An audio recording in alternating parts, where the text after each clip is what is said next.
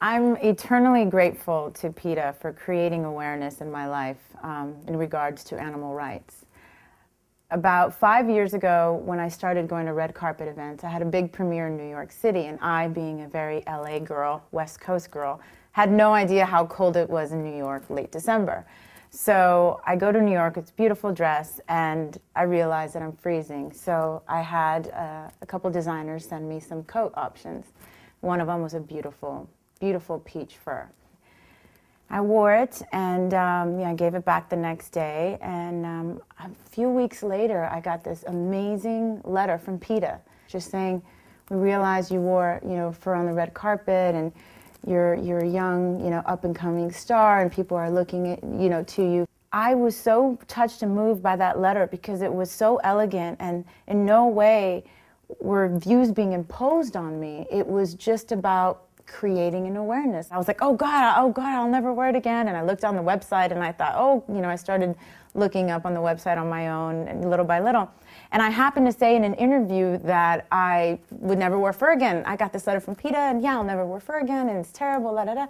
And then I got flowers, these beautiful flowers from PETA. So I was like, oh gosh, it was just the beginning of a really beautiful relationship. I just wasn't well informed on any of the animal rights stuff, and I'm definitely not perfect in my choices. But what I do now is question everything, where everything comes from, whether it's food, whether it's a certain bag that has a very cool coat on it or a skin on it. I was like, what is this? Is this really faux, or is this, where does this come from? So I just question everything. And I just hope that more designers start becoming fur-free, because they're the ones that, set the trends. So, okay, I have a dog named Hugo, and it literally changed my life, getting my dog. Every choice that I make, I always think about my little Hugo and think, God, would I eat him?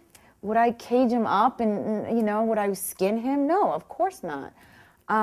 So it's just made me such a more compassionate human being. I've recently stopped eating meat and chicken. Opening your eyes and watching that video clip that you don't want to watch, watching all that stuff. Why don't we want to watch it? Because it's awful, it's painful, it's tragic, it's disgusting, and yet we're ordering it through drive-through. Seeing it in a cute little box with colors. It's just, what really resonates with me is bringing it back to my dog, and I think a lot of people in this country have either a dog or a cat or something, and really think about, would you want this little creature, your little baby, your little doggy or kitty, would you want that caged and prodded and poked and abused and deprived of a natural life? And the answer is no, and so just question everything.